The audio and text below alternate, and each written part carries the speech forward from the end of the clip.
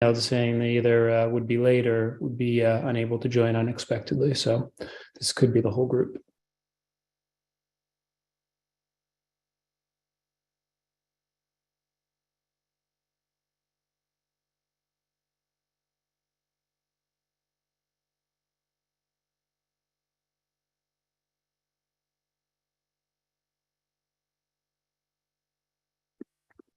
All right. That thumbs up means we are a go. Good evening, everybody. Thank you for joining us. This is the November meeting of the ACES Committee of Manhattan Community Board 4. We are meeting virtually by permission of Albany. And we have a couple of things on the agenda tonight that are planned, as well as a couple more that are likely to surface in new business. We'll kick things off with an open session. Anyone who would like can speak on anything they would like for up to 2 minutes. And then we have a presentation from the team at Avenues, who joins us regularly to provide an update. And then we'll shift gears and go into the new business section when at least 2 things have been flagged as potential discussion topics. Alan, anything you wanted to add or say before we shift into the open session? Not at this time. Cool. Later.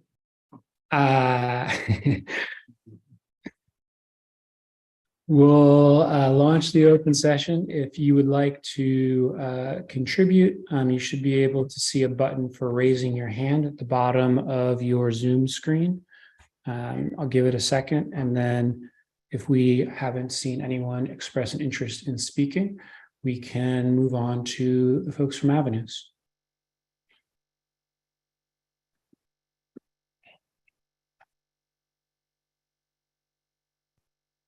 I do see a phone number if you're calling in. I believe it's *6 or *9. I always get them confused. One is mute and one is raising your hand. So it doesn't really matter since you're in the attendees section. Press either both if you want to speak.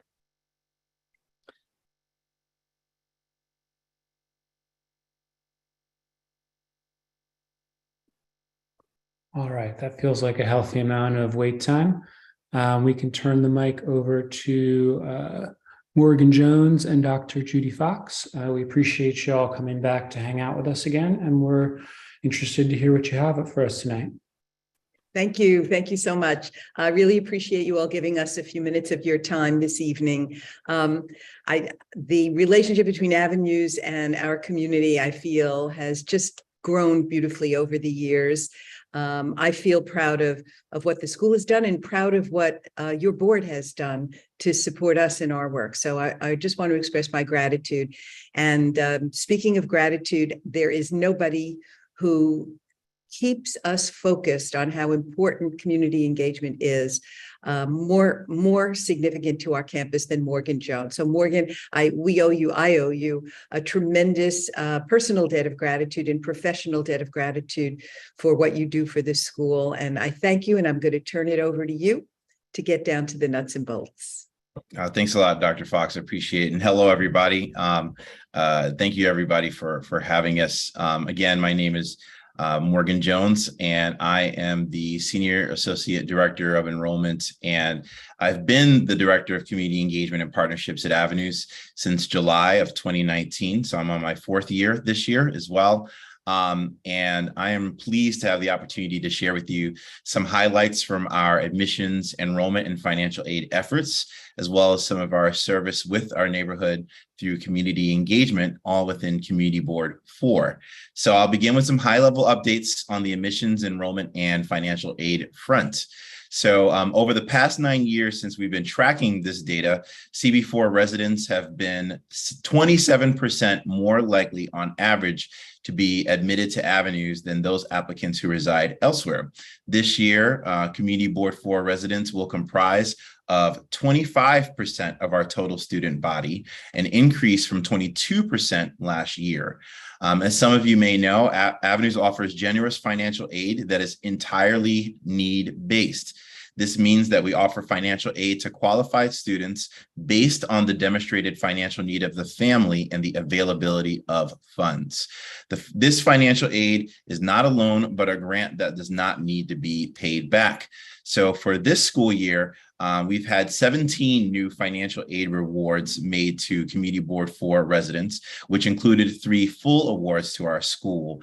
There is a net increase of awards to Community Board 4 residents of 9. So as you can see from the graph in the report that was shared with you, as you can see from that graph report, the total investment in financial aid to community board families has increased steadily year over year. Our admissions and enrollment team has expanded our outreach by reaching out to our community to share information about avenues. We engage multiple organizations to share this information. This includes directly to you, to Community Board 4, the local New York City Housing Authority, so NYCHA Tenants Association, a few to name, Elliott Chelsea Houses, Fulton Houses, and others, the Hudson Guild, Prep for Prep, Oliver Scholars, and a few additional community-based organizations that we reach out to. This past summer, I attended a few local block parties and brought a few colleagues with me to share flyers and information. We've also hosted a few webinars about not just about the financial aid process, but also applying to independent schools in general, to help people apply, also to help people apply for avenues. And we're currently in the midst of our admissions process for the 2023-2024 school year, and we encourage all Community Board 4 residents to apply to our school. While we're proud of our growth in admissions and enrollment and financial aid since our opening in 2012, alignment with our current students through community engagement activities that are connected to our mission is critical. So I'm happy to share some highlights about our ongoing community engagement efforts now. First and always, we are, again, and Dr. Fox mentioned this as well too, we're really thankful to have a partnership with the community board. And Jesse, your district manager, has been a really great resource, again, for all of our efforts, just always. And he's really generous with his time, has been a speaker with our students, a connector with so many different organizations and nonprofits in the area. Some I'm going to name shortly. As well as some businesses and other city agencies. And Jesse and his staff have been willing to share some career opportunities that have come out from our school, as well as some admissions related opportunities in the bulletins for Community Board 4. So we really appreciate that. In relation to Community Board 4, one of our seniors actually is an intern with Community Board 4, working with Jesse, Nellie, and Janine on multiple quality of life initiatives, particularly those that stem around sanitation, rodents, and other key community issues. So it's nice to have some of our students be able to directly work with the community board. It's also really nice to know that there are younger people that are out there that know about community boards, how they work, and can connect in a really deep way with community boards in a really authentic manner. Another community engagement highlight that we've been going and doing for a while, particularly since the height of COVID, is building on our strong relationship with the Elliott Chelsea Houses. And every fall and spring, we lead our regular book fair. This is a really great way to promote a safe and socially distant way of giving out books and book bags and school materials in our community. We've held more than 6 of these all together with the Elliott Chelsea Houses. So I have to give a lot of thanks to Ms. Waters for connecting on that. And there are many other examples of community engagement opportunities that involve our families as well too. So one program that I shared last year for the first time was about an Adopt a Family gift program in partnership with the Hudson Guild. And through this initiative, our families last year supported more than 200 families with response to what their needs are for the Guild. And because of this, the Hudson Guild actually honored our Avenues Parent Association with a community service award at their Dr. Elliott celebration a little over a year ago, which is great.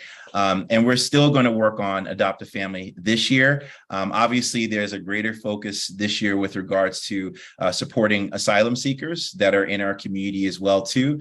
We're not just limited to working on that with the Hudson Guild, but with other organizations that we're aware of that are also supporting these efforts. We're looking to help support those organizations and connect there in a meaningful, authentic way. Aside from the above, there's lots of small but authentic ways that we work with our community. Our upper grades chorus sang carols last year at the West 400 Block Association holiday event. We plan on doing that again this year. Our student-led service learning club worked on a bake sale, raising $1,000 in gifts and supplies for the Covenant House, so also in our area. Seventh graders planted trees and picked up trash in partnership with the sanitation department and the Partnership for Parks around Chelsea Park and some various streets in our neighborhood. Our upper grade student-led Food and Hunger Awareness Club is once again partnering with St. Clement's Food Pantry for its 9th annual Thanksgiving food drive. And we're also working on a new experience happening in January called CoLab, which stands for Community Lab, where students will embark on some deep learning about communities and doing that in connection with some academic research. And we will be working with a few community partners. We're speaking with Holy Apostle Soup Kitchen, Center for Court Innovation, and a few other groups in the area as well too, to dig deeper on that front. And that'll involve pretty much most grades in our school. So there are many current opportunities that are happening now where our students, staff, and faculty are actively seeking and making authentic connections with our community. Usually when I present, I always make sort of a pitch or an ask. One other ask I have this year for Community Board 4, and I'd love to get your thoughts on this. One of our students, actually several of our seniors, are interested in a career in journalism, but specifically local and community-based journalism. One of them is actually that intern who's working with the community board, Praharsha Guram. I think some of you probably know him. So there's a real interest in journalism there and working locally in the community. So if anyone knows anybody that's really interested in working with some high school seniors in terms of connecting with local journalism in the area, they're great writers. Really passionate about what happens in the communities and wants to spread the word about what's happening in our community and getting down to key critical quality of life issues, please just let me know.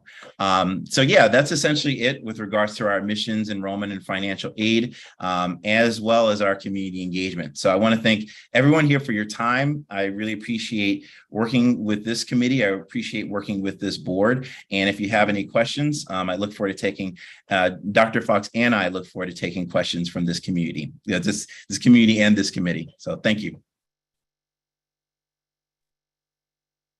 As per the usual, we'll go with the raising hands first to click. Follow that order. Katie, you're first. Thanks. That was a great presentation, Morgan. And the work that you guys are doing to support our community is lovely. So thank you for everything you're doing. I actually just wanted to ask sort of two quick questions. One, I just want to make sure, I don't know if we've sent you the flyer specifically, but our community board is helping with coat and diaper drive this Saturday.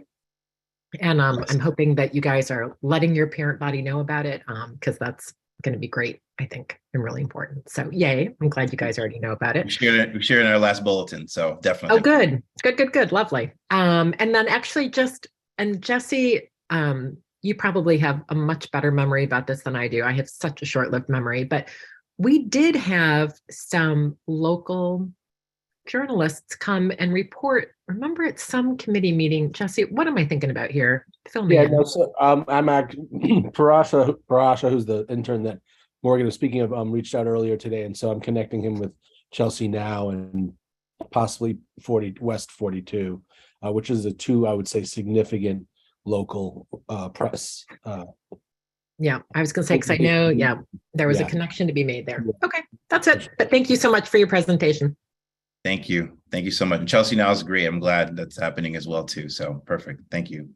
Thank you, Katie. I would just add on to what Morgan has spoken to about related to the intern, Parasha, who's been really helpful, and Leslie can attest to this.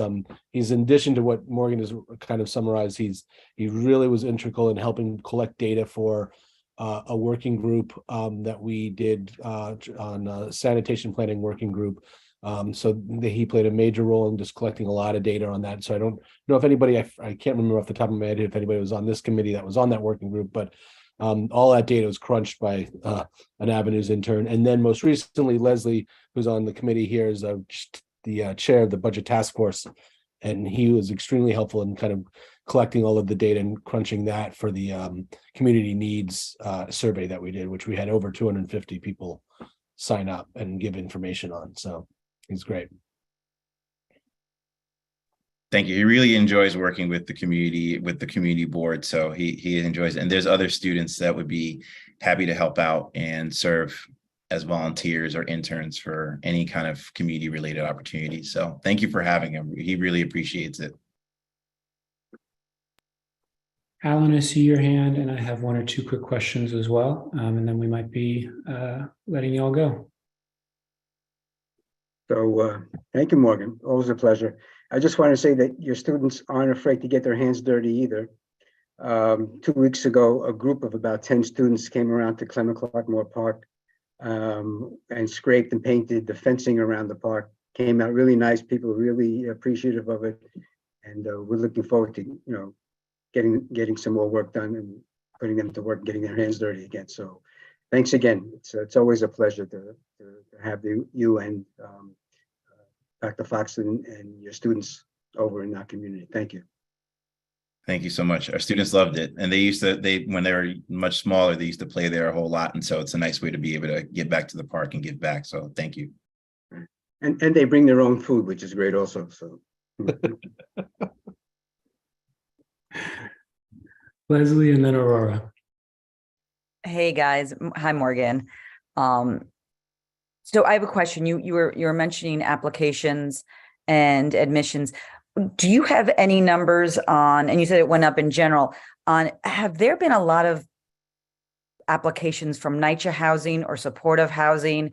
And like, are they aware of the, elite education that you guys provide? I'm just curious if there is, any type of interest that either you're fostering or that they're applying for, and then that they're getting some sort of the funding that you were mentioning. Yeah, absolutely. So I don't want to limit it just to NYCHA, but you know what I mean? Like the general lower income. Yeah, absolutely. Yeah. When we look at specifically the residents, I believe that you're speaking of, we look at NYCHA housing in particular, but we also look at individuals who may live in affordable housing as well in our community too. So we'll reach out to them. We'll send emails to the tenant associations of those groups as well. I'll meet with them directly, attend any events that we're invited to speak. And this is also to other community organizations that are in the immediate area, Hudson Guild being one of them as well, that we'll put out the word tour. We'll send our admissions and enrollment team to visit them.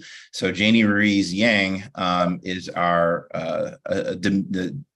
director of Small World Early Learning Center and Lower Division Admissions.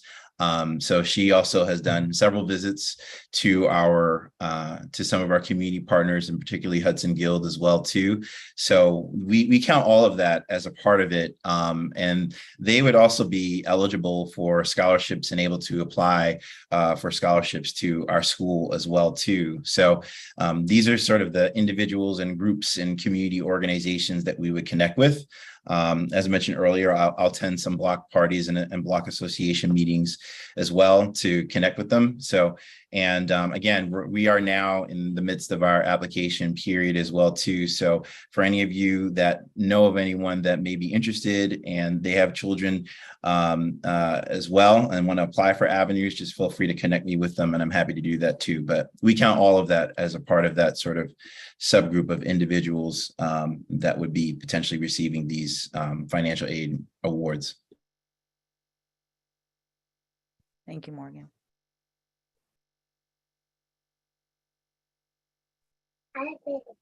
Sorry, there's a little toddler that's also talking too, so you might hear him in the background. But I just wanted to say, I've been following Avenues for quite some time, since I started my career about 15 years ago. And I'm just so impressed with your seniors and hearing their great work. So thank you for sharing. And I really do wish them all the best. Oh my gosh, thank you so much. Yeah, no, the seniors love giving back and working. I'm so proud of them. I've seen them change over the years. It actually hits me emotionally, having Jesse's known me for a while, but having worked in government myself for a bit, my family worked in government for a period of time, and then seeing these students get into it in a much deeper way that I ever wish that I did. I wish I could have had that opportunity to do a lot of the work that they're doing right now, but it's also really fortunate that we have a partnership with this board and many members of our community. So I honestly think that this Chelsea Hell's Kitchen Clinton area community is really impactful, powerful, and we're just fortunate to be a part of it. So thank you. I have a couple of quick questions. You all have now graduated, I think, 6, 7, 8 high school classes. And so I'm curious if you track this and you're seeing trends, or if just anecdotally you can speak to, are there differences in outcomes for your students who are being granted financial aid compared to your students who are paying full tuition? And then knowing that you all are partnered with Prep for Prep, thinking about, I'm assuming many, if not all of those students are getting financial assistance. Are there differences in outcomes for Prep for Prep students compared to students who are finding the school and being granted financial aid through sort of their own mechanism? I'll jump in on this first, and then if Morgan has anything to enhance what I say. First, I just have to give you a little information. I do not know, even as head of school, who's on financial aid and who isn't. It's just confidential information, and we keep it that way. So I don't have a candid answer for a factual answer for you on the first, unless students volunteer. You know, I'm so grateful to Avenues as they're graduating. I was here on financial aid. I have no other way of knowing whether or not they were. I will tell you, though, that for those who have self-identified, I personally see no difference. I was here with the first graduating class in 2016 and the second one in 2017. I was away for a couple of years, came back in the great 2020-21 school year. And our kids, you just could not tell, I don't believe, by self-advocacy, by how eloquent they are, by their commitment to service, who came with thick pocketbooks and who came with thin ones.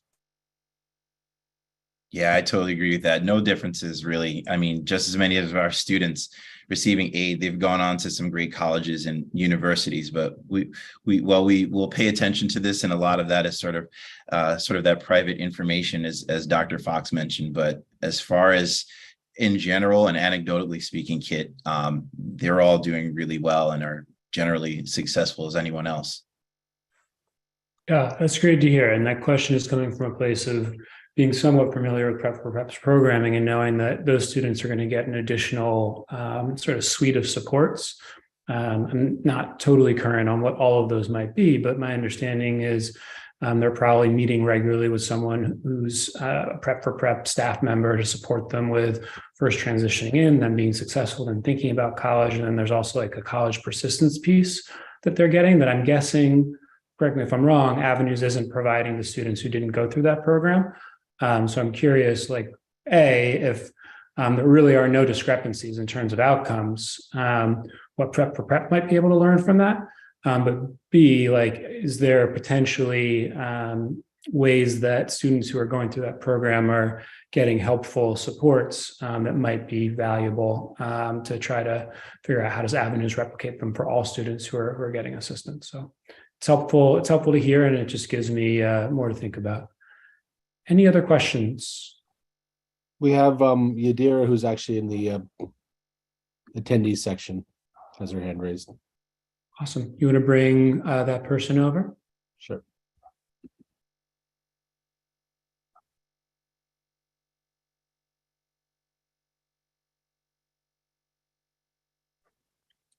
Good evening, everyone. My name is Yadira.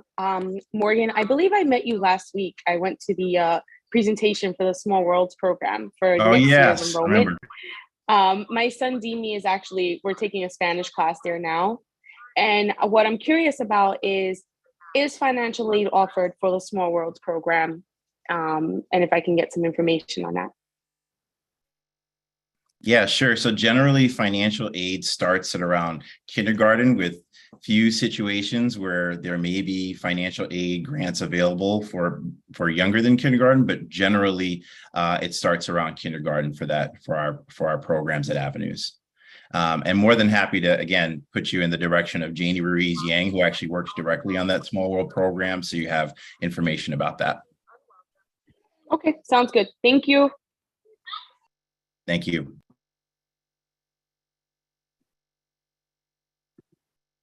Any final questions for the Avenues team?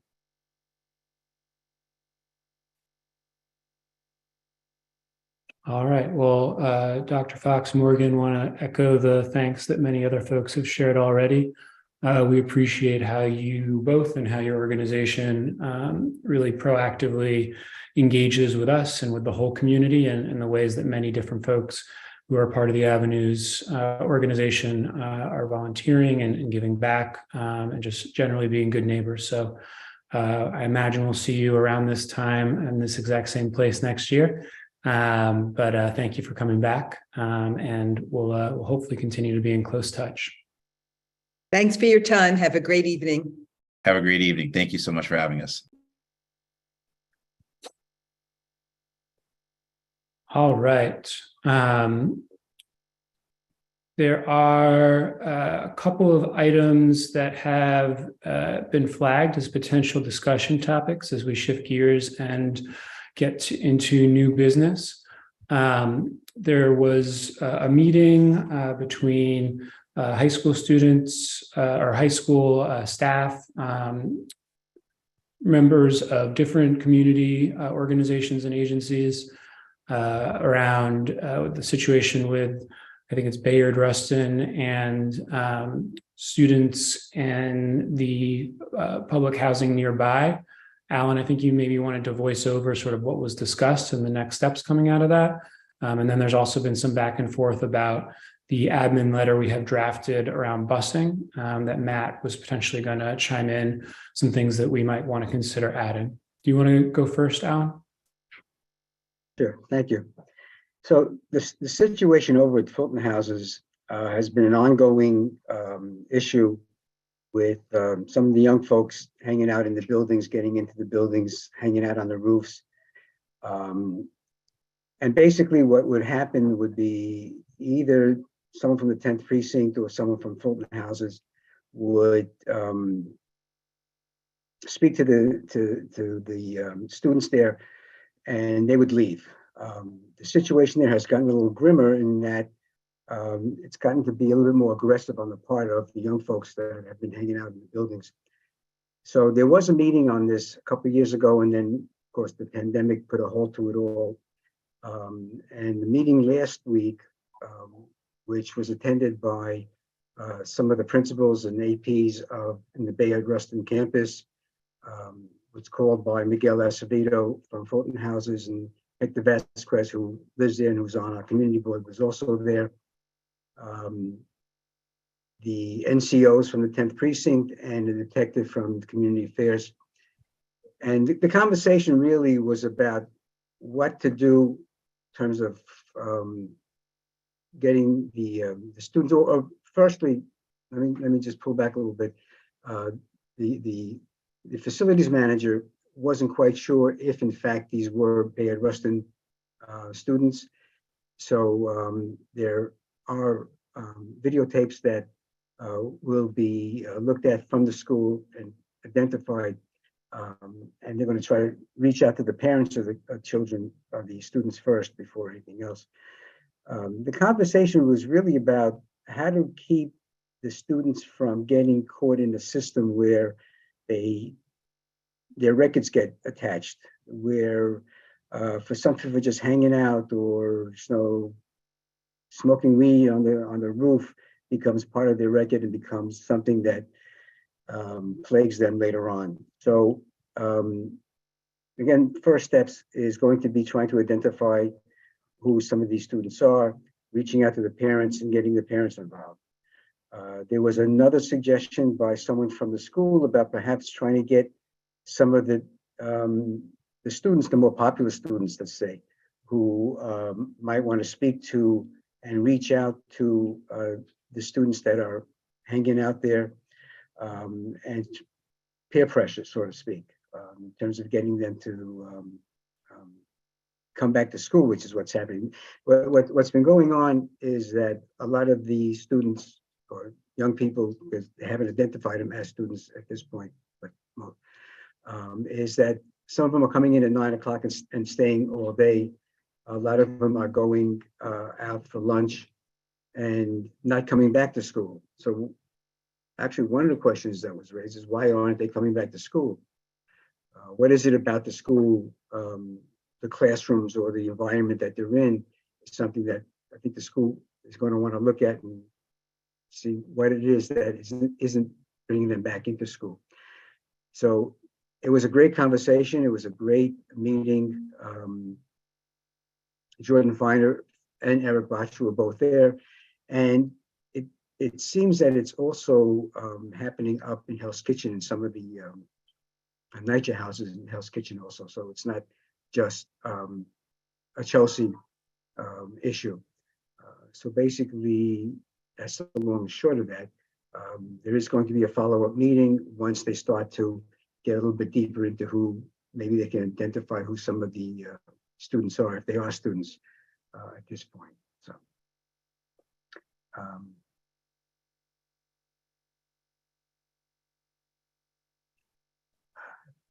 if there's any questions, anything, the next time we have a meeting, I'm certainly going to want to see if anybody from this committee would like to join and maybe participate in that also, because it is becoming a problem, especially with some of the senior citizens in the buildings. A lot of them have been spoken to in a kind of rough manner when accosted by the seniors and being responding from the young folks who were there. So it is something that they're all taking very seriously at this point. And again, the bottom line is to try to prevent them, the young people there, from falling into a system.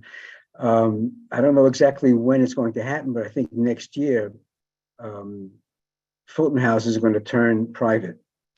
And the whole scenario in Fulton houses, besides the renovations that are going to happen, is going to involve the management with its own private security details. So we want to try to head off what might become a more dangerous situation for the kids in terms of their futures. So that's really all I have to say at this point. Alan, can I ask a Yes. question? Sure. It sounds like, obviously there are a variety of issues here, but it sounds like one of the issues is just sort of a question of sort of a place for these kids to hang out. And so this seems like this is a place where the kids have found that they can hang out and not get tossed out of or something. So, you know, I know that we've talked before about there needing to be spaces for our young people to hang out. Did that come up? Yeah. Thank you for bringing that up. That did come up, and I think that the possibility of maybe Hudson Guild and the newly renovated center at Fulton might be a place to provide a space for them to kind of hang out during lunchtime. The problem, especially in this school, and could be in other high schools, is that they have to leave the school for lunch. They don't have the capacity to have them in the school for lunch. The students are required to scan in and scan out as they come and go within the building. But that did come up, and that's one of the things that they are looking at in terms of having a place for them to spend some free time. Okay, thanks. Laura? I'm not sure if this is relevant, but I'm just curious about what happens to students who are late. back from lunch. So if you're coming back and you're like 5 minutes late, how are you penalized? And if you are penalized, how are you penalized? And is that affecting them from coming back in? That's a good question. Was they, if they're late, they don't want to come back and face whatever it is that they may have to do. That I don't know, but that's a good question. We can find out. It might be something that the school might have to look at in terms of how they deal with students coming back late. No, it's a good question.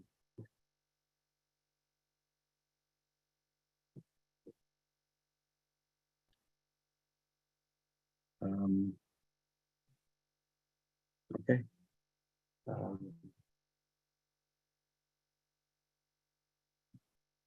right. So we'll keep you all informed. And again, if you folks want to come in, I'm sorry.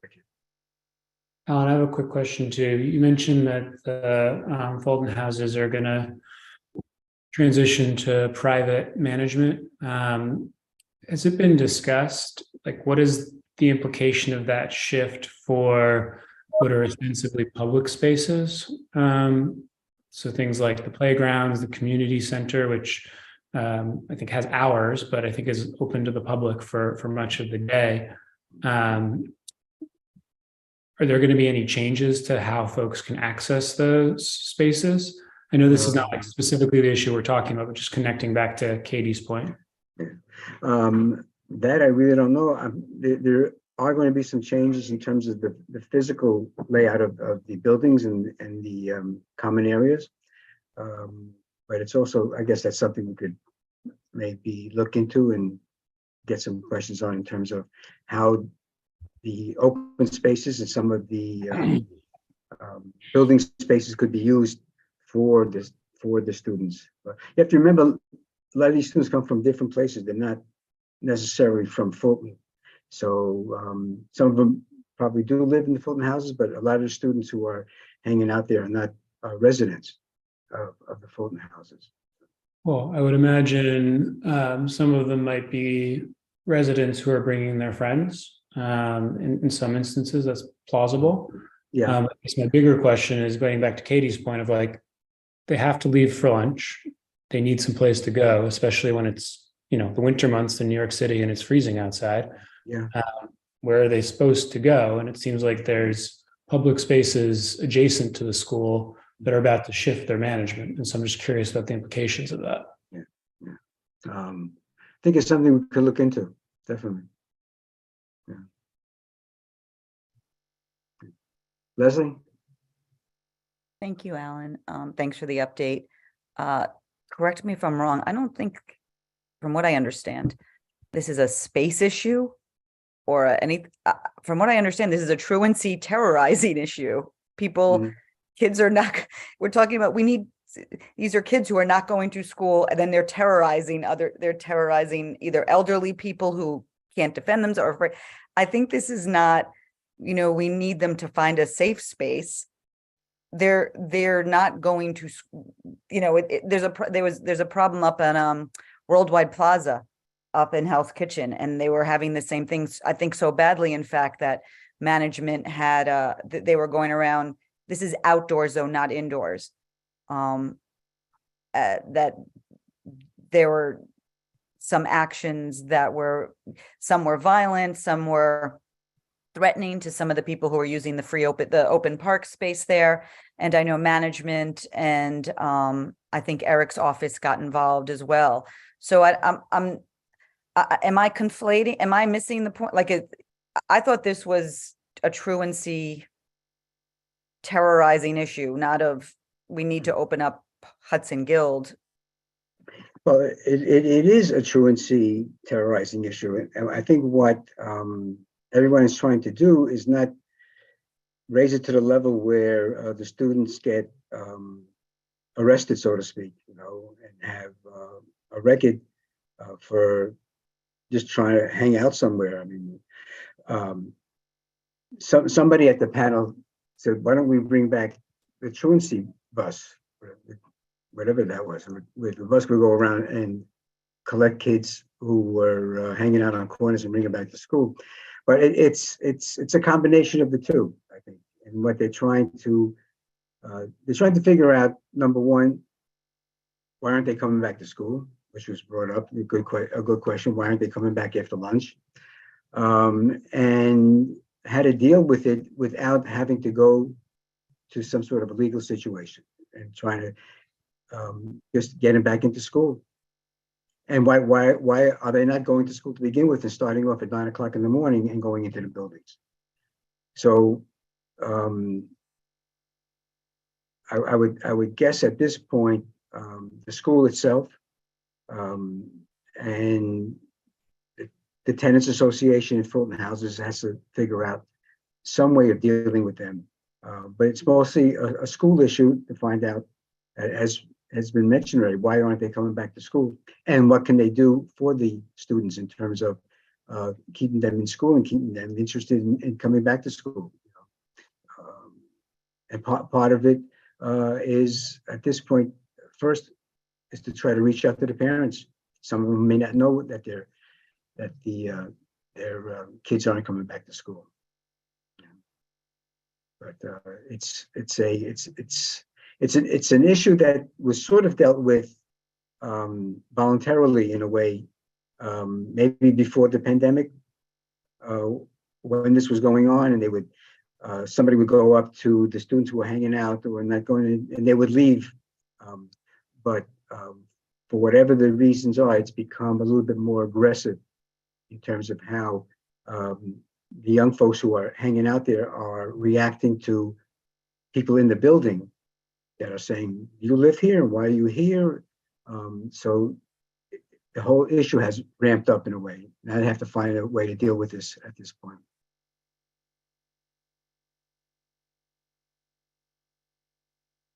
David. Hi, I have several questions. One is, I'm a little confused. Don't have a lunchroom in the school where the kids can have lunch? Or are they, it sounds like from what you all are saying, they're forced out during lunch break and then have to come back to school. That doesn't sound logical.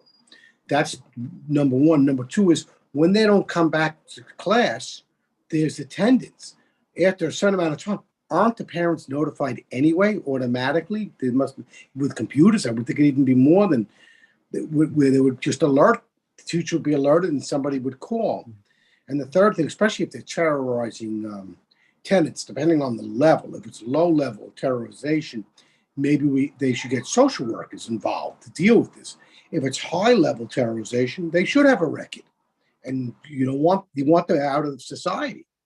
So, I mean, there's a lot of things that aren't logical. First, school should be required to feed them a lunch. Don't they have to feed them lunch? I hear all about feeding them lunches and stuff like that. You hear the program that, all the kids, they eat lunch. You hear all about that, and that's in the lunchroom. So I'm very confused because. But I think as far as the lunch goes, I think that's, and then Kit would be more apt to answer this. I think lunch and food programs are more for public school and maybe middle schools. But doesn't cover high schools. I thought every student is guaranteed. It's much more complicated than it seems like it should be on the surface, David. One of the things that it's important to keep in mind is we think of schools as the building, and that's one school. In the case of a building like the one that we're talking about, I don't know how many different schools are co-located in it, but it's a number of different schools.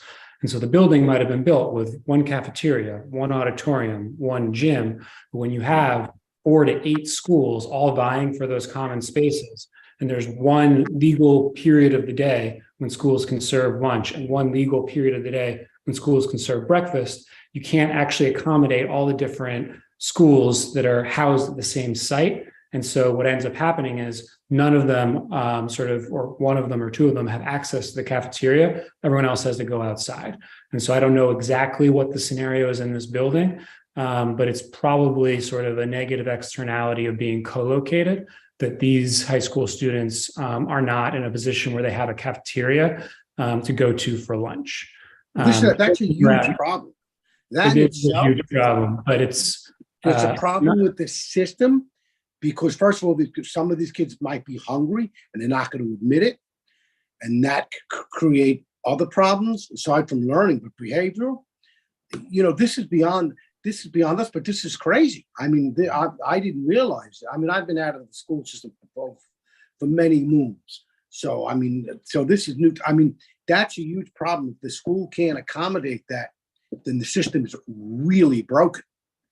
And that's an issue. Definitely a problem. I can't speak to exactly how they make sure that everyone gets lunch, but I'm guessing that they do that. I don't know if they're cold lunches, bag lunches, pickup lunches, but I'm guessing that no one is denied lunch in New York City public schools in this day and age. To another question that you had around attendance, once you are there for the day, you are typically considered to have attended. You don't necessarily get checked back in every single class. And so unless attendance is a component of your grade in the specific class, there may not be a compelling incentive unless you're sort of intrinsically motivated to come back to school to come back after a lunch break for attendance purposes. And then the last thing that I would say is I want to caution us against throwing out words like terrorizing and using it as sort of like a blanket categorization of what many students are doing. To the best of my knowledge, this is a situation that is unfortunate and has impacted some number of members of a community and has been the result of the behavior of some number of students, but we shouldn't be painting with a broad brush about the students who go to this school or these schools as terrorizing the neighborhood. I think we're potentially getting a little bit carried away. This is a big problem and one that needs to be addressed, but we want to avoid making blanket statements as much as possible. Okay, you're correct. I apologize for that. You're correct. But what I'm really concerned about, and this is almost like I'm almost considering this a human rights violation, is that if it's raining or snowing out, these children who are under 18 are forced outside. I would think that's like the United Nations would get involved in something like that. I think it's cruel to send a child out in freezing rain or the blazing hot sun. I'm dumbfounded that would be allowed in a civilized world. I had to go outside after sixth grade for lunch for the rest of my education. It was fine. I think to Katie's point, you have to have some place to go. And so I am concerned about the possibility that some viable options very adjacent to that school are about to shift management. It's not the whole problem, to one of the points that Leslie made, and it's maybe not the most extreme problem, but in my mind, it is a problem because if we're saying to students, you can't stay in the building, they got to go someplace, and especially in the winter months, they have to go someplace inside. Yes, and this is very upsetting that these young people are forced out like that. I mean, I was in school many years ago. It sounds like we've regressed backwards. Well, just to the point about the school itself, what really came out with this particular building, if you want to speak about this was a high school. It was a community high school. Everybody knew each other, the students that came to the school from the neighborhood. So whenever the system of collating the schools and breaking these buildings up into, I think there's at least five different high schools in this building. And they come from all different parts of the city. They're not Chelsea students. They're not Hell's Kitchen only students. They come from all over the city. So however that system came into being, had an effect on the building and the community itself. So, but that's what we're dealing with now, and this is something that the school itself, 10th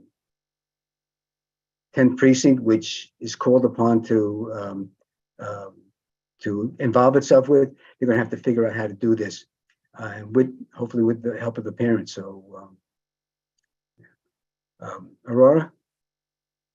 So I was just thinking, I mean, I mentioned that they're going and they like about the penalization if they're having one, but also to compare it to schools, to compare it to schools that aren't having an attendance problem as far as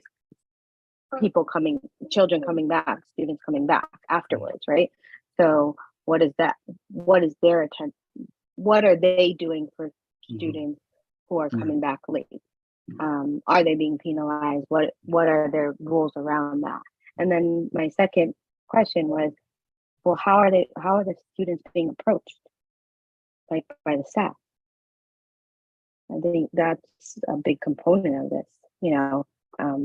I think for adolescents especially, people don't always, they think they're children, and they are in some ways, but they're also exploring their independence, and it's really important to treat them with a certain amount of respect as well.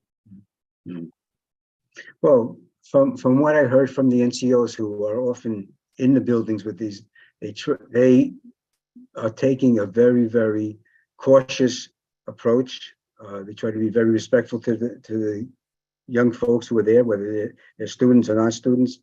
And they're taking a very, very cautious and kind of, I wouldn't say hands off, but part of what they do is try to reach out to them and try to get them out of the buildings, number one, and back into school. So, Jesse. I was just going to say what Alan said at the beginning. I think if anybody's interested in this is a meeting that Nitro Tenants Association presidents had asked for and requested for. It had come up on our land use committee as well. Actually, Chelsea Land Use. We should keep touch with Alan, and you can attend the next meeting. They will be having follow-up meetings, and I think there's a lot of different threads to this issue. Yeah. And just for clarity's sake, just because I know this because I actually worked in that building for a year.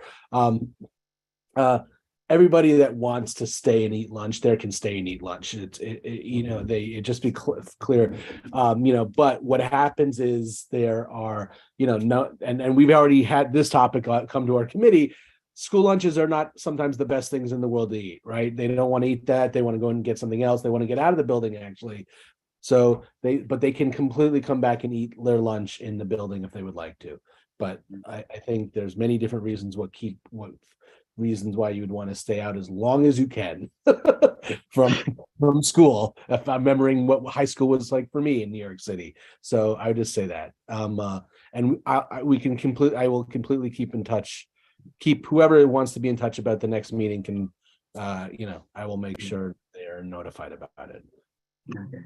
Thank you, Jesse. Okay. Matt, did you want to bring up the piece that you shared via email connected to the busing letter? Sure. Thanks, Kit. So thanks for circulating the draft letter to the controller's office. So I took a look at the letter and the request, which is to ask the controller's office to undertake a review of the student bus service provided by OPT. And so I just wanted to bring to the committee's attention that in 2019, the City Council passed several pieces of legislation, including Local Law 34, which the intent of that local law is to increase transparency of OPT's operations. And so a mandate of this law is for DOE to report twice a year at the end of October and then in April to DOE. So DOE produces this on bus delays, buses that don't make their destination to schools, and a variety of different other data points. And so the report should be submitted.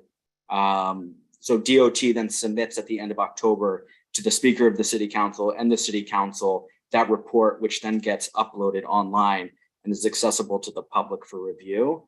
So I just didn't want to duplicate a request. It seemed like it was duplicating a request that's already possibly in the works. The reporting period is from January to June. So they will start that again in the new year.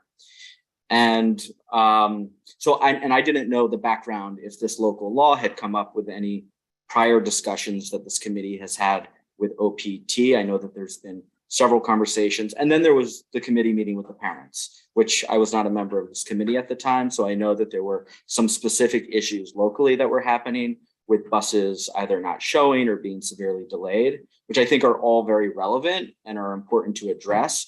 But I just wanted to make sure that this committee was aware of that local law and we were thinking strategically about how best to address those issues. If there's already an annual, well, it's biannually report that comes out, which talks about bus delays and as I mentioned, a number of different criteria. So just wanted to raise that to the committee's attention. I'm happy to circulate additional information on local law 34 and maybe think through how this letter, how we can continue to use a letter either now or we wait until the report is published. I think I just wanted to bring it up for discussion and see if there were thoughts around this. Yeah, I think it's a great flag and helpful to have on our radar. Jesse, defer to you for guidance here. I think we have pieces of that letter that we probably want to get out no matter what around the conversations we've had with parents group and others from the community about their experiences with the gaps in how busing is being provided currently. And maybe instead of asking for reporting, since the reporting is already in place and required by law, we pivot to requesting sort of a presentation on the report. And I don't know if that's an ask that we make to DOE based on what the controller's office said, or an ask to the controller's office when a report has been issued. But it seems like we definitely want to make some changes or hold based on what Matt has shared. Yeah, you guys, it's an admin letter, and so it's completely in your control. And so however you would like it to go out, or include or not include, or if you would like to wait until the report came out and then send a follow-up saying we'd love to have a kind of a presentation on the report by somebody, whoever we will choose it to be. But in addition, if there's these other items that are more sort of for directly local and related to the committee's conversation with the representatives from the DOE, we can do that as well. So split it. I mean, the request for a presentation on the report that can just be done administratively through me. So if you'd like to include it into the letter, that's fine too. But if there's certain things that you think we need to get out sooner than later, and not wait for the report, it's all up to you. Katie? I think that's super helpful information, Matt. And yet I like your suggestion of sort of dividing out the stuff that we've heard and reporting on that more immediately, and then just taking out the request about reporting, but say, we'd love, we have these concerns locally, and we know that this report is coming out too. So could we please have a reply about these concerns? And can you come give us an overview of the report as to how it affects our district? I think that would be a great follow-up and tie-in, but we should go ahead and send the letter now before the report comes out, I would think. Thank you. Al? Yeah, I would agree with Katie on that, and thank you again, Matt, for that. I think we break out some of the stuff that's probably going to be in that report, and set them up for a future presentation when it does come out. Matt, do you have any idea when that normally comes out, or from past experience, does it come out sometime in November, or does it take a couple of months for it to come out once it's done? That's a really good question. I don't know, but I'm happy to do a little more looking on my end to see when the turnaround. I mean, October 31st is the due date, so it should have been submitted. DOE should have submitted the report to the city council by the end of last month. Now, what we're waiting on right now is the time for that report to be published online. Let me check. I can check previous years and see sort of what the time frame is. I don't know offhand though, but I can check. Right. So they haven't done a report in 20 or 21, it seems. They did one last year. They did one, and yeah, they did. It was delayed though because of the pandemic. So when the law was enacted in 2019, so the first year they did it, there was a delay in reporting because they had to shut down the school. I mean, school buses weren't running, so there was a delay with the reporting on the first year. But they did one last year. Okay. All right. And the audit, by the way, sorry, just one other thing to add. The the controller's office, and I believe this was done in Scott Stringer's final year, he issued an audit to make sure DOE was complying with local law 34 to make sure that they were actually sending in their reports to the council in October. And so the results of that audit are issued as well. So, but they have since been in compliance with reporting. Okay, thanks, Matt. Matt, one more follow-up question for you, which you may not know the answer to, which would be totally understandable. Part of what was shared with us is that there's a new-ish nonprofit that's basically affiliated with the DOE that's operating buses. And part of what our letter, as you likely read, suggests is looking at the viability of scaling up sort of the market share, how many kids are being bused through that promising pilot program. Does the local law in any way sort of do reporting that's going to be specific to this nonprofit vendor versus most of the, I'm guessing, for-profit vendors that are in many cases not providing quality services? Or is it just more about like overall at a system level, on time, not on time trends? So it does list, and I have this open here. It says the reports on school bus transportation services must include the school bus vendors providing school bus transportation services, total number of vehicles owned or ready to be used by each school bus vendor.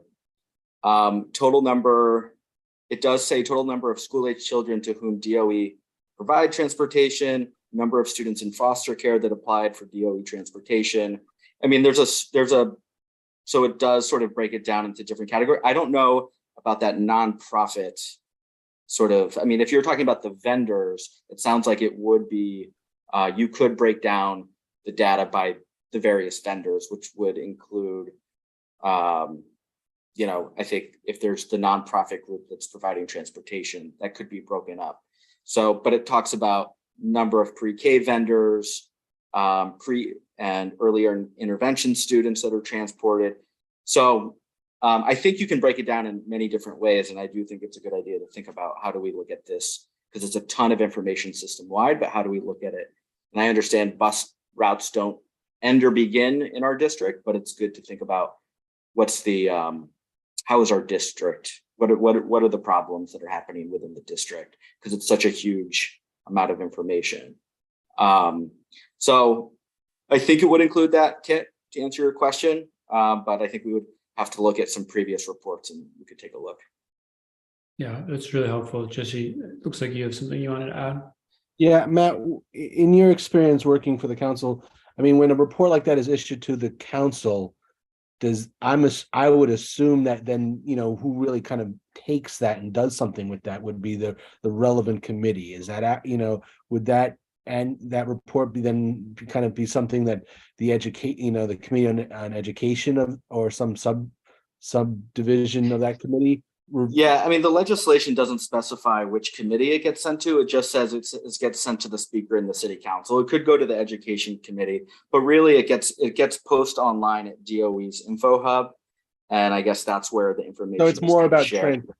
It's more about transparency. Exactly. Yes. It's really not about like the committee then taking that up and trying to maybe provide, additional either support or kind of a new policy or initiative or anything like that.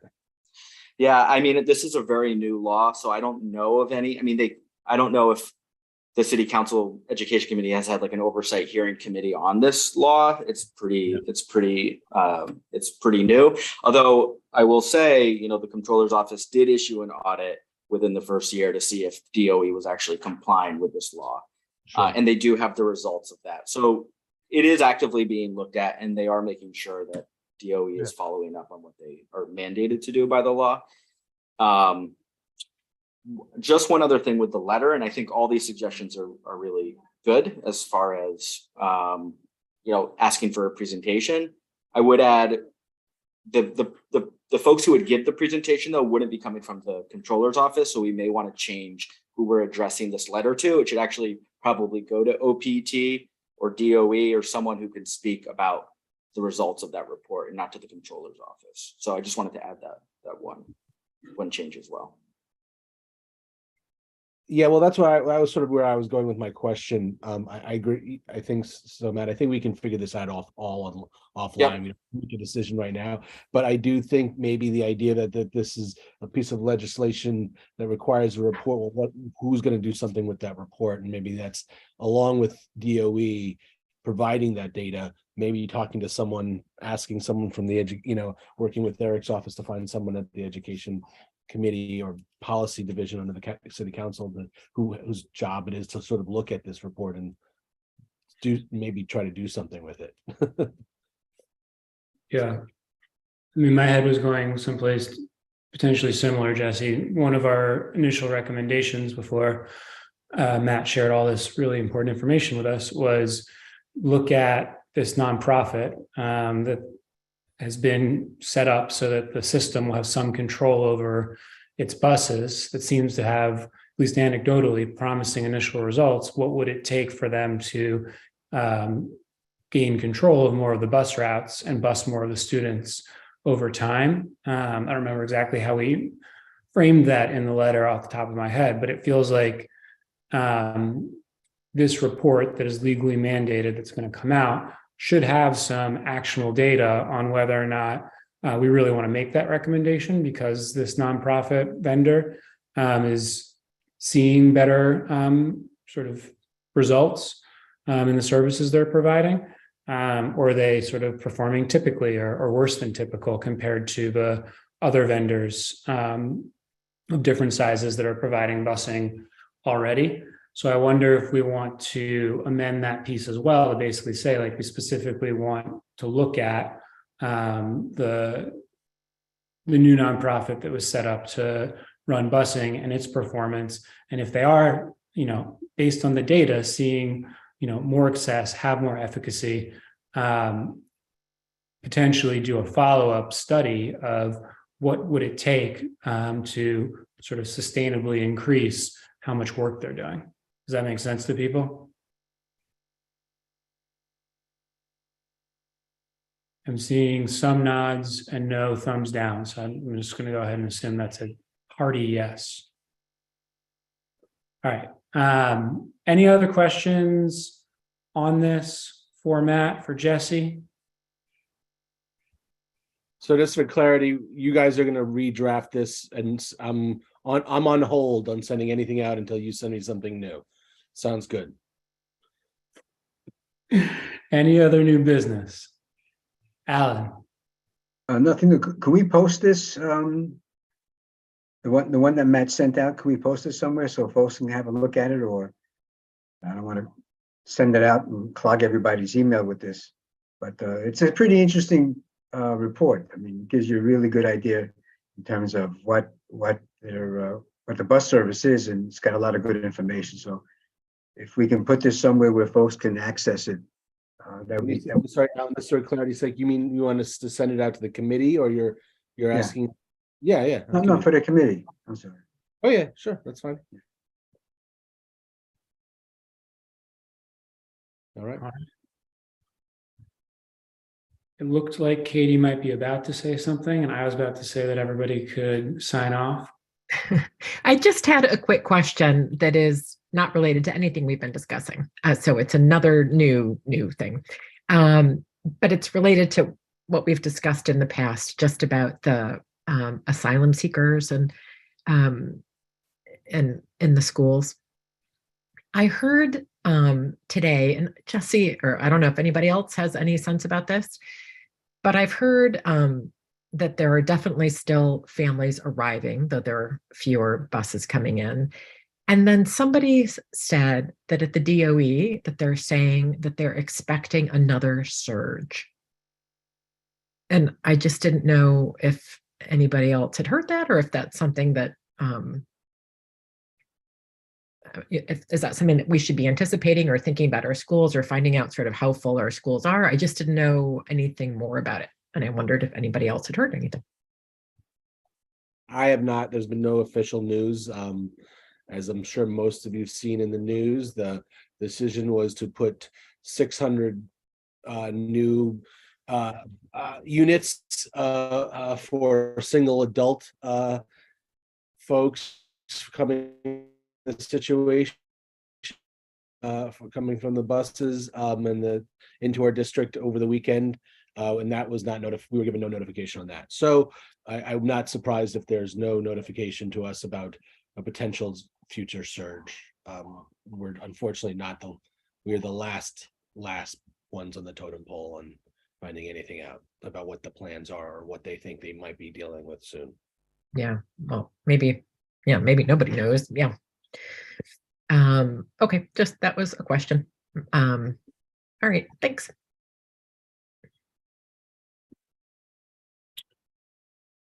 All right, nobody else looks like they are itching to come off of mute and bring up any other new business. So while I still can, I'm going to say thank you, everybody. Appreciate your time and your points of view as always.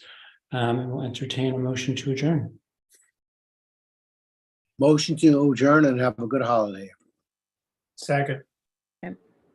Bye, guys. Bye. Everybody.